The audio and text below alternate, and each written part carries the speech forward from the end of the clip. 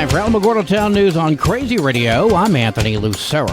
When it comes to news on 95.1 FM, weather always comes first. An unsettling weather pattern will continue to bring waves of heavy to excessive rainfall to the Pacific Northwest. Localized flooding may be possible with any excessive rainfall. A low-pressure system moving across the northern plains is likely to produce light to moderate snow and rain over the next few days as well. Closer to home, sunshine through Wednesday. However, on Thursday, expect temperatures to drop by at least 10 degrees. We're going to have another look at the weather following this news.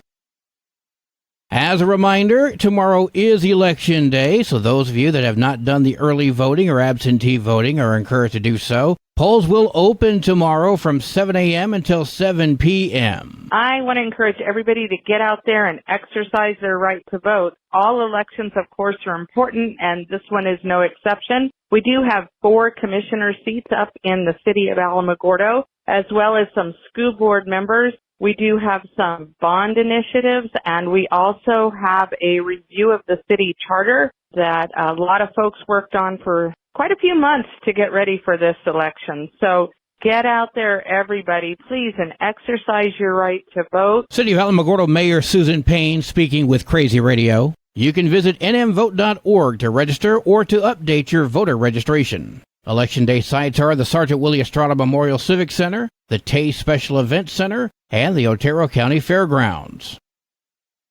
A man has been arrested in a murder case out of Alamogordo. Police were called on October 30th just after 7 a.m. for a woman who had been stabbed. After authorities responded to the area, a 28-year-old woman was taken to a medical center with life-threatening injuries. She was transferred to a hospital but did succumb to those injuries. Arnulfo Flores, 34 of Alamogordo, was arrested for first-degree murder and tampering with evidence. He's been booked into the Otero County Detention Center.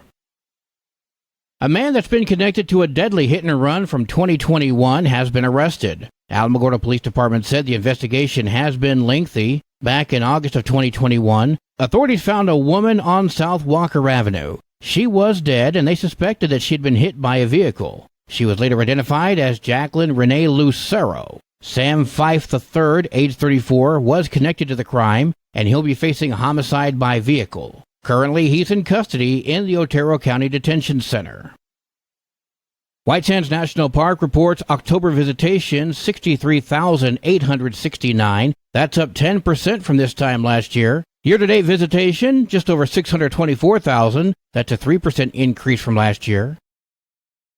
The Alamogordo Chess Club weekly meetings are held at Plateau Espresso every Monday from 4 until 7. It is casual chess. Pair up with whoever's available. There's no membership requirements or fees. Simply show up with a board, set it up, and play. I spoke with chess master Matt Grinberg yesterday, and he told me about a local club member. Well, one of our local players, Grace Yarborough, played in the New Mexico Open Championship, and she played up to the top section, but it didn't work out very well for her. Congratulations for getting to the top, and may you go all the way next year.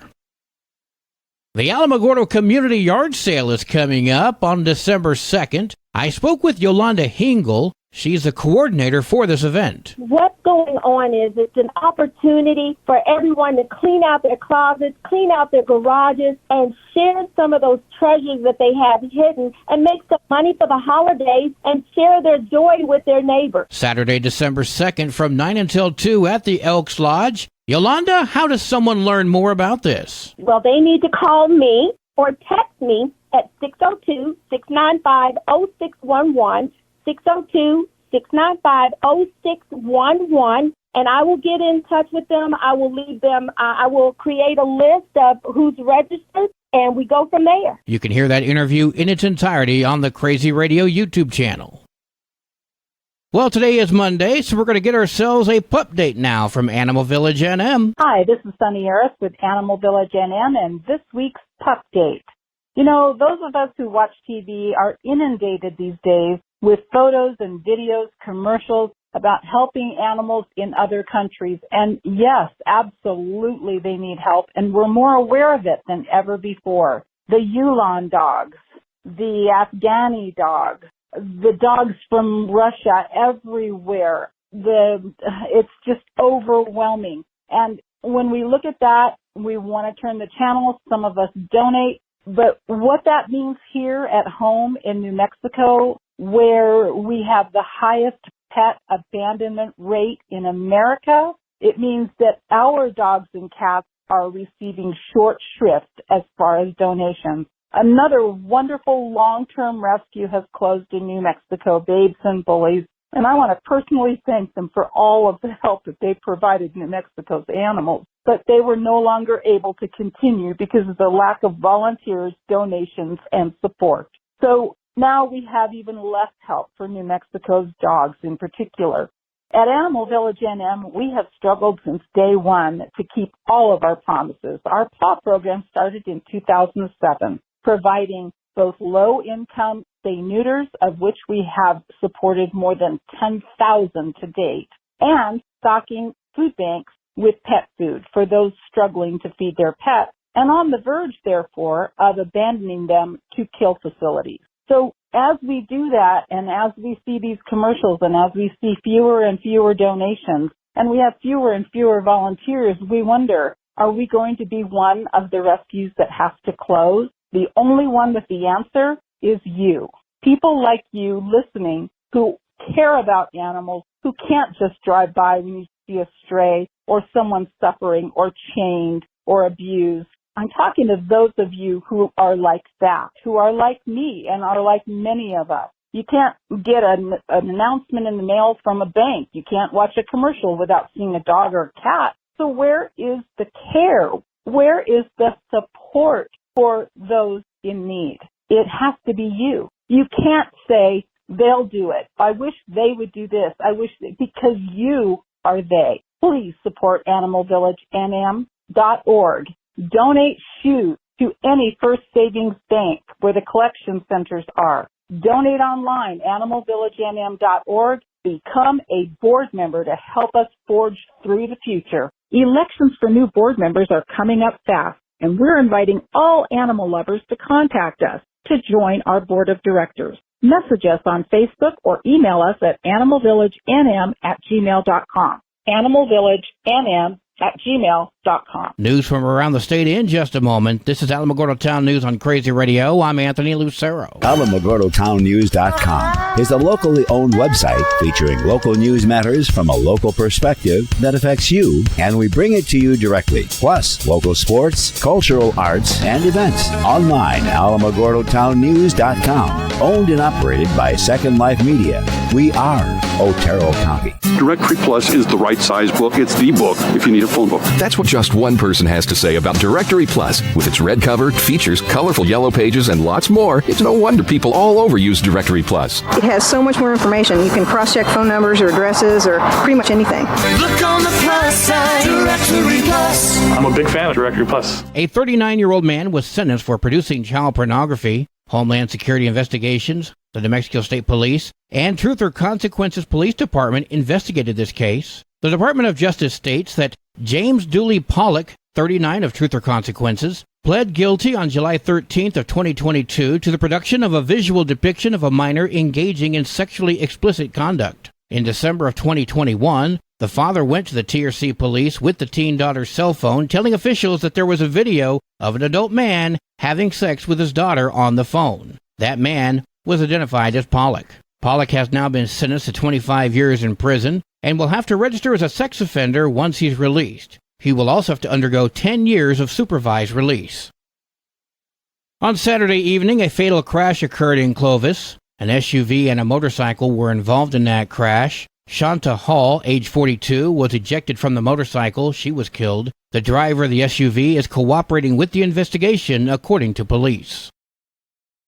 Las Cruces Public Schools notified parents on Thursday that they found a 15-year-old student with a gun on the campus of Centennial High. A student saw the weapon and immediately notified administrators. Officials found the student and the gun and turned over the investigation to the Las Cruces Police Department. District officials say the student was removed from campus and been charged with possession of a deadly weapon on school grounds. He's been booked into the juvenile detention facility.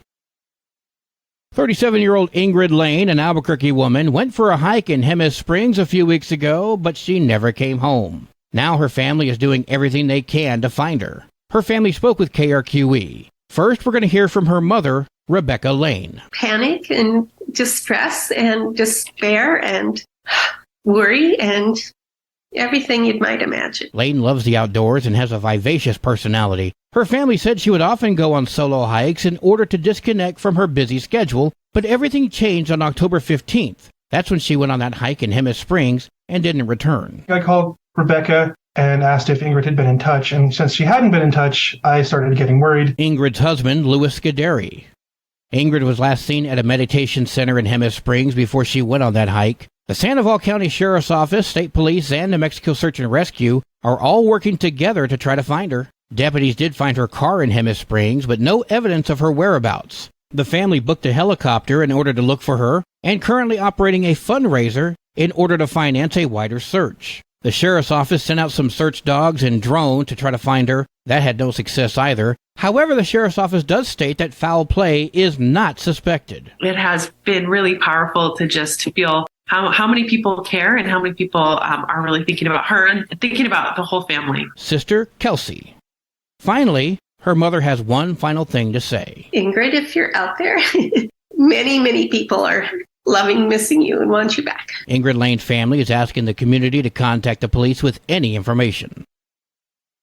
Organizations and agencies across New Mexico and Arizona participated in the first ever Missing Persons Day in Window Rock in order to come up with strategies in order to improve on how to solve missing and murdered indigenous peoples cases. This issue is just a heavy issue. John Sosi is a missing persons advocate. He spoke with KOAT. Being here today, it definitely does provide a sense of hope that leadership is listening, the resources are listening. Speaker of the Navajo Nation Council, Crystalline Curley, says one factor that can be improved upon is addressing coordination. She says that's a problem that is stepping up across the state. Coordination among all partners, coordination within law enforcement. Agencies came together for this event not only to offer solutions on missing persons cases, but also to assist the families themselves with their own individual cases of missing loved ones.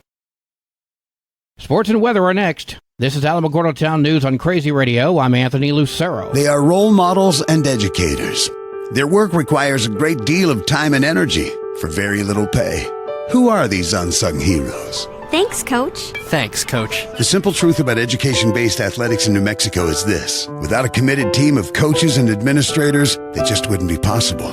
School sports, they bring out the best in all of us. This message presented by the New Mexico Activities Association and the New Mexico Athletic Directors Association. There are 5 matches for New Mexico volleyball today. All those games are up north.